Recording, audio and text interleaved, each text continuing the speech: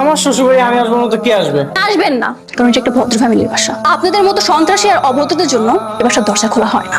আমি কোনোদিন আপনাকে আমার স্বামী হিসেবে মেনে নেব না। এই যে বিয়ের কাগজ নিয়ে এসেছি শ্বশুর আব্বা, এই যে বিয়ের কাগজ। আইন অনুযায়ী তুমি কিন্তু আমার ওয়াইফ। যদি আপোষে না আসো তাহলে কিন্তু তোমাকে বাসা থেকে তুলে নিয়ে যাবো। তাই চল। কি বিপদে পড়লাম রে বাবা।